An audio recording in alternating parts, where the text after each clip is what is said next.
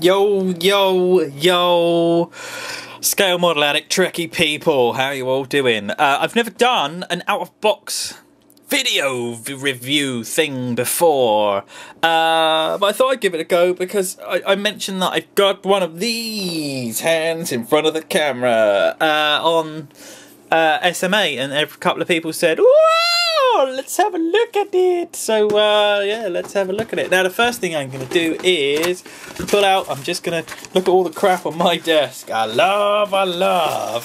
So what have we got in here? Firstly, I got a bag from Macklin's, which is quite a notable UK electronics people, because I have got, and this is going to mean nothing to you all, but I'm going to show you anyway, bags and bags and bags and bags, because I've got red, green and white LEDs. I've got 4 greens, 6 whites and 1 red to go in her, because I'm going to light her. And the reason for that is, let me pull bits out one by one.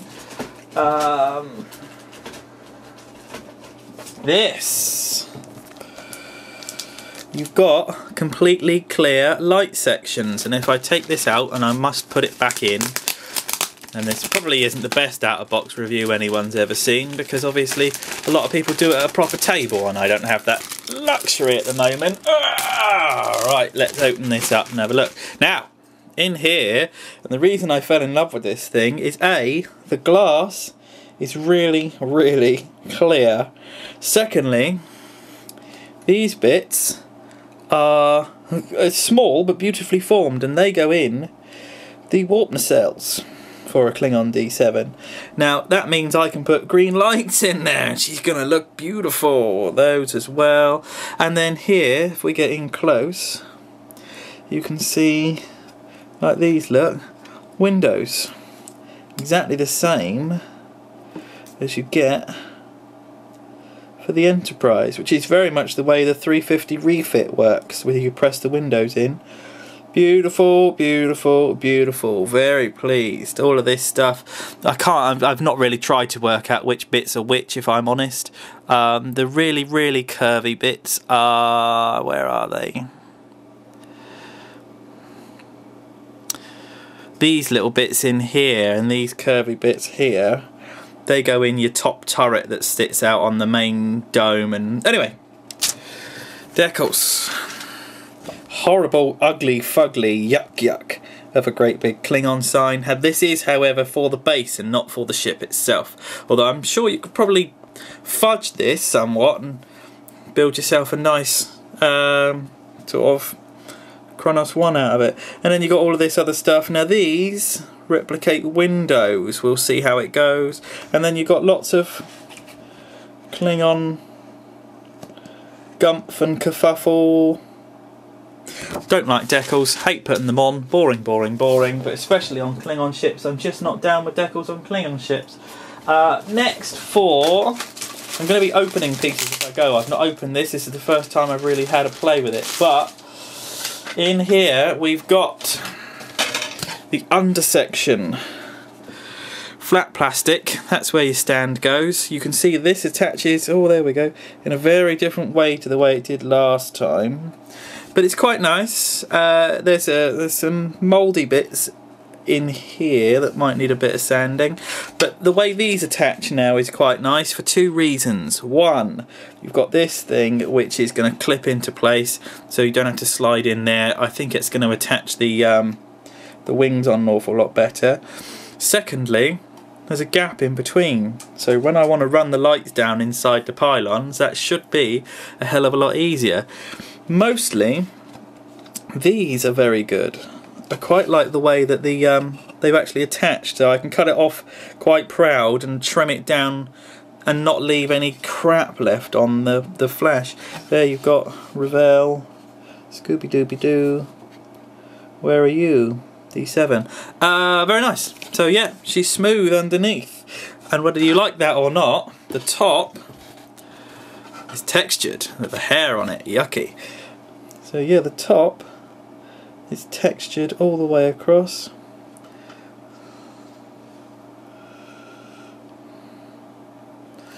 and then that's one is going to fit with the other. So you've got injector marks. All the injector marks on the inside don't, I mean, they're not going to affect an awful lot. Again, this is all quite cut a long way away, so I can trim it down and not scar the actual model too much. There's a big old mould line down the centre. I don't know if that's going to show up there. You can see it there. Big old mould line down the middle. However, I think, and I'm not sure because the picture of it's not very good. No, that's just flat. Whereas on, for example, I'm just reaching for my, wow. On the normal Katingas, you've got all of this really scarred, sort of etched in stuff. Whereas on this one, flat, flat, flat. The next sprue for you. Hanger bay in here, and if I move that around there, and then there's the hanger bay. So she's a beauty. It's quite, there's hairs all over it, which I find quite vulgar because they'll be from some little Korean person that put this together, but yucky. Moulding looks quite good on it, if I'm honest. It looks pretty good. There's some tiny bits of flash. Oh, that's because there. So you've got this indentations on here, which I think you're going to cover over anyway, but which seems a bit of a shame. Then you've got the shuttle bay door on the back. And then all of this up here. I'm thinking I've seen one where someone tried to recreate the chrome that went on here from the original 60s kit. I quite like it. I might give it a go. Painting the chrome is going to be crap because we're going to be going back to spray cans and not airbrush, which seems a bit. But that's the next sprue, which is your hanger bay. Bridge. Wide, really wide across. What have I got to show a bit of scale on this? My hand, they are fingy against the bridge. It's big. It's a lot wider than the standard, the old school Star Trek thing that came out. The bridge is one piece. This is moulded into this, and it's going to have to be moulded into the middle. I don't mind that so much, if I'm honest, because I'm going to be able to spray all of the inside of this up. As you can see, it's all transparent there, so your windows are going to fit in all of these bits. So I can take the funnel, take that, look. So you've got a hole on the end of there for an LED to go in already, which is great. And then you've got your, turn that over, that's your control tower with your window lights in there as well. So I'm going to poke a white up in there. Poke some whites. I'm going to probably attach whites that go along, poking in there and poking in there, and actually glue them to the side of the body so the light bounces around here a little bit. I don't want too much of a direct light. I might even shave the ends of them down a little bit. What I'm not quite sure about is that seems quite big. Where are we? They are big and bulky and wide, and those windows look a bit obvious, but from a lighting perspective it's going to be purely glorious. Sides, little red. I don't know what these are. They look like sort of RCS thrusters or something like that. Then you've got the top of it there, and then you've got the two little antennas that are going to poke through. There's your connector ring where your top's going to attach onto. And then that, which is nice and comes with the traditional sort of detailing patterns that are going to go on there. Look, so you could paint that up if you want. This is going to be just grey though, but I am again going to weather her up and make her look like she's had a really hard time of it. These are the stands, which I'm going to obviously chuck away because I'm going to light it. And then these, you can see where those green lights, the green LEDs are going to come in. That I'm really excited about building. And there is, I don't know if you can see this, quite a lot of space inside here to mount your LEDs, both pointing. So I'm going to have the LEDs pointing, oh God, I can't see, one that way, there we go, one that way and one that way. So yeah, I'm quite excited by this. If you look at the other sides of those, They're quite nicely detailed. They're just flat. All you've got detail-wise is this bit on here, which, you know, it's not too bad. Then you've got the ends of the warp nacelles. I think they're a bit more show sort of accurate than the original ones. And then you've got the outsides, which you're going to be able to see, which again, quite good detail on them. Not too much. The other one was a bit overdone, so just a small amount of weathering will do this up nicely. So that's that section. And last sprue, last but not least, is the tails, the ends of the warp nacelles. Not too much, less is more on this one, I think. But this is strictly to recreate the ones from the Star Trek The Motion Picture. So there you go. But I can't wait to get some green light poking through this thing. First thing I'm going to do is just even keep this all on the sprue and just spray all of this stuff silver inside just to get some light travelling through it. And that's pretty much it. And, oh, I never knew. I think these are like your warp grills, your flux chillers or whatever they are for a Klingon ship. These are the what make up the front of the wings, so to speak. I'm not fluent in Klingon spaceship, but I think they're the equivalent of the flux chillers or something like that. They are a separate piece. I'm very pleased about that. It didn't work on the other kit that I built, and these seem to be very good. And then you get this big vulgar, super vulgar base, which I'm not keen on at all, but you can see where the three different parts of your decals are going to go on there.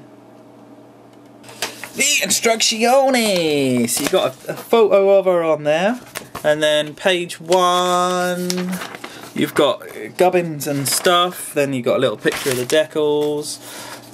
Page 2 you've got more gubbins and stuff, and these stupid paint colour charts, and reason it's stupid is this. Look, so part number 1, so you've got, where are we, A, so if you see A, which is the colour of the main hull, is 60% light grey matte and 40% white matte.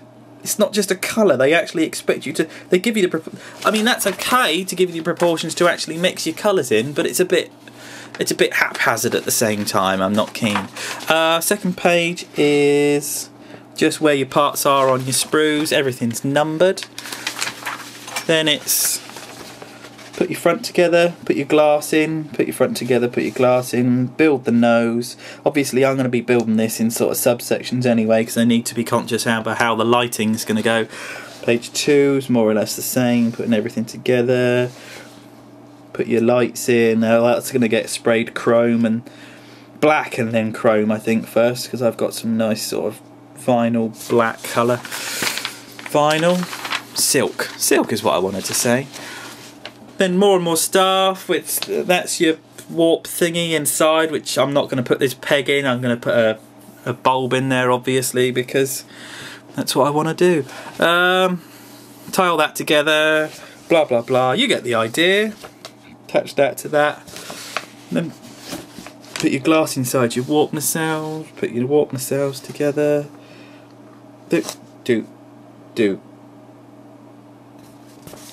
Sorry for the poor lighting, but I'm sort of improvising with the space that I have, because upstairs in the loft is a bit out of bounds at the moment.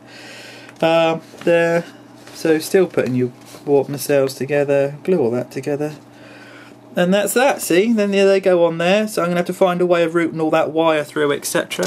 But I'm looking forward to her. She's gonna be beautiful. There's transparent. Oh, I didn't realise that. Oh. Hang on, glass parts. So where you got your shuttle bay door on the back, you've actually got glass parts that are going to go on there. I'm going to have to tinker with that and dry fit that quite a lot, and probably paint the inside of that black, and then put a spuriously mounted, I'm going to have to fit a surreptitiously mounted white LED and just give it some depth and some character. Maybe even paint the LED, get some of that clear red that Tamiya do. And then you get schematics of the ship, where the decals go, so on and so forth. And then that's that. Smosno, showing you spaceships. Hope you enjoyed it.